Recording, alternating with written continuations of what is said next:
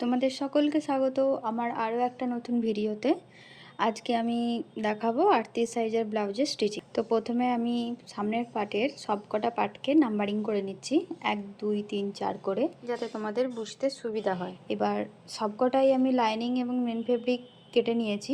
প্রত্যেকটা পার্টেরই আমরা মেন ফেব্রিকের সাথে লাইনিংটা স্টিচ করে নেব। মেন ফেব্রিকের সোজা দিকটা নিচের দিকে রেখে সবকটা লাইনিংকেই জয়েন করে নেব। এখানে আমি একটা করছি, এটা দেখলেই তোমরা বুঝতে পারবে। এইভাবে সবকটাকেই আমরা স্টিচ করে নেব, মানে 1 নম্বর 2 নম্বর 3 নম্বর 4 নম্বর সবকটা পার্টকেই মেন ফেব্রিকের সাথে অস্ত্রের স্টিচ করে নিয়ে যে এক্সট্রা কাপড়টা থাকবে সেটা কেটে বাদ দিয়ে দেবো। এবার দেখবে প্রত্যেকটা পার্টই আমার ফিনিশিংয়ের সাথে রেডি হয়ে গেছে। এবার আমরা 1 নম্বর এবং 2 নম্বর পার্টটাকে সেলাই করে নেব, আলতো হাতে সেলাই করে নেব যাতে কোনো দিকটাই বেড়ে না যায়। এই সেলাইটা হয়ে গেলে নিচের পার্টে যে আমরা 1 ইঞ্চি এক্সট্রা নিয়ে থাকি সেই টেকিং দিয়ে সেটাকে তুলে নেব। দেখবে আমাদের কাপটা খুব সুন্দরভাবে উঠে গেছে। তোমরা যদি কাটিংয়ের ভিডিও দেখতে চাও তাহলে কমেন্টে জানাতে পারো। দেখতেই পাচ্ছ আমার কাপ দুটো রেডি হয়ে গেছে। এবার আমরা 3 নম্বর এবং 4 নম্বর পার্টটাকে জয়েন করে নেব। 3 নম্বর পার্টটা জয়েন করার সময় মনে রাখতে হবে যেন টানাটানি না করি, কারণ টানাটানি করলে যে কোনো পার্ট একটা বেড়ে গেলে দুটো মিলবে না, তখন ফিনিশিং ভালো আসবে না। দেখতেই পাচ্ছ 3 নম্বর পার্টটা জয়েন হয়ে গেছে কাপের সাথে। এবার আমরা 4 নম্বর পার্টটাকে জয়েন করে নেব। 4 নম্বর পার্টটা জয়েন হয়ে গেলে তোমরা উপর দিয়ে একটা চাপ সেলাই দিয়ে দেবে, দরকার হলে দুটোও দিতে পারো। এক চাপ দূরত্বে আর একটা সেলাই দিয়ে দেবে। এইভাবে আর একটা পার্ট আমরা রেডি করে নেব। এবার আর একটা সাইড আমরা রেডি করে নিয়ে হুক এবং হুকের ঘরের যে পট্টি সেগুলো অ্যাটাচ করে নেব।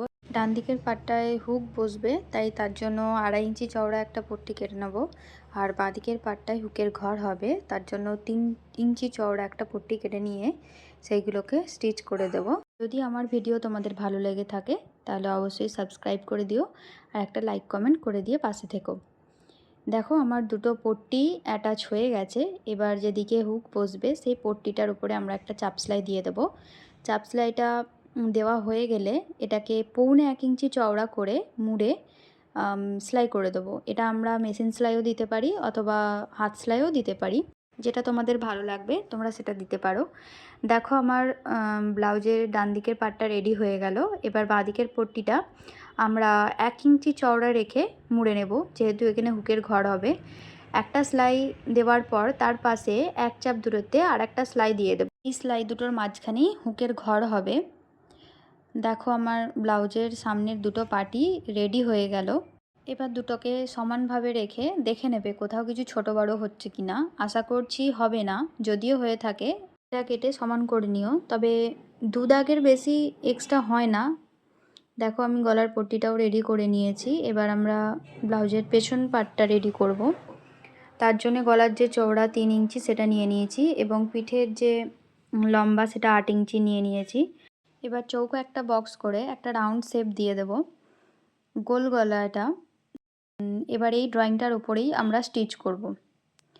দেখতেই পাচ্ছ আমরা মেন ফেব্রিকের সোজা দিকটা উপর দিকে রেখে তার উপরে লাইনিংটা রেখে সেলাই করছি। যারা বিগিনার আছো তাদের জন্য খুবই হেল্পফুল হবে। এইভাবে ড্রয়িংয়ের উপরে আমরা স্টিচ করে দেব। স্টিচ করা হয়ে গেলে 1/2 ইঞ্চি মার্জিন রেখে আমরা সেটাকে কেটে নেব। এবার রাউন্ডের জায়গায় উল্টাতে যাতে সুবিধা হয় তার জন্য কাঁচি দিয়ে হালকা করে ছোট ছোট করে কেটে নেব। মনে রাখবে তোমরা যে সেলাইটা দিয়েছো তার উপরে যেন কাঁচি না চলে যায়। এইভাবে আমরা লাইনিংটাকে উল্টে নেব। দেখবে আমার সোজা দিকটা উপর দিকে চলে এসেছে। ব্যাক পার্টটা রেডি হয়ে গেছে। এবার আমরা সামনের পার্টের সাথে ব্যাক পার্টটা কাঁধগুলো জুড়ে নেব। কাঁধগুলো আমরা এমনভাবেই জুড়ব যাতে জোড়া মুখটা আমাদের দেখতে না পাওয়া যায়। যদি তোমরা এটা ডিটেলে দেখতে চাও তাহলে কমেন্টে জানিও, আমি আলাদা একটা ভিডিও এর জন্য দিয়ে দেব। দেখতেই পাচ্ছ আমার কাঁধটা জোড়া হয়ে গেছে। কোনো জোড়া মুখ তুমি দেখতে পাবে না, উল্টে দিয়েও দেখিয়ে দিচ্ছি দেখো। এবার দুটো কাঁধই আমরা এইভাবে রেডি করে নিয়েছি। কাঁধ দুটো রেডি হয়ে গেছে। এবার হাতাগুলো জুড়ে নেব। হাতার সাথে লাইনিং আমি অ্যাটাচ করে নিয়েছিলাম। এবার তালপাতটা কেটে নেব। তালপাতটা আমরা কেটে নিলে ফিনিশিংটা ভালো আসে। দেখো আমি একটা সোজা হাতার উপরে উল্টো করে আর একটা হাতা রেখে এরপর যে কোনো একটা দিক একটু হালকা করে ডাউন করে দেব। দুটো একসাথেই কাটা হয়ে যাবে, দুটো একসাথে এইভাবে রেখে কাটলে হাতার যে দিকটা আমরা ডাউন করেছি সেই দিকটা আমরা বডির সামনে পার্টের দিকে রাখবো, রেখে সেটাকে স্টিচ করব। দেখতেই পাচ্ছ আমি যে দিকটা ডাউন করেছি সেদিকটা সামনের পার্টের দিকে রেখেছি, রেখে এইভাবে তোমরা স্টিচ করে নেবে। দুটো হাতাই সেমভাবে সেম প্রসেসে স্টিচ হবে। আর হাতাটা স্টিচ করার সময় তোমরা মনে রাখবে কোনোটাই টানাটানি করা চলবে না। একইভাবে দুটো হাতা রেডি করে নেবে। তোমরা চাইলে সেলাইয়ের পাশ দিয়ে আর একটা করে সেলাই দিয়ে দিতে পারো, যেরকম আমি দিচ্ছি। এই পর্যন্ত আশা করছি আমি ডেসক্রাইব করতে পেরেছি। আসলে আমি কখনো ভয়েস ওভার দিইনি, তাই আমার একটু অসুবিধা হচ্ছে। তোমরা যদি কোনো ভুল ভ্রান্তি আমার কথায় পেয়ে থাকো তাহলে একটু মানিয়ে নিও আর আমাকে ধরিয়েও দিও। দেখো আমার দুটো হাতায় রেডি হয়ে গেছে। এবার দুটো হাতা রেডি হয়ে যাওয়ার পর আমি হাতা থেকে একদম বডির সাইডটা সোজা দিকে একটা সেলাই দিয়ে দেব, যাতে আমাদের ফিনিশিংটা খুব ভালোভাবে হয়। এইভাবে সোজা দিকে একটা সেলাই দিয়ে সেটাকে উল্টে নেব। দেখবে উল্টো দিকেও আমার কোনো জোড়া মুখ থাকবে না, সেখানেও ফিনিশিংয়ের সাথেই সাইডটা দেখতে পাবে। এবার আমরা ফিটিংয়ের মেজারমেন্ট নিয়ে ফিটিং করে নেব।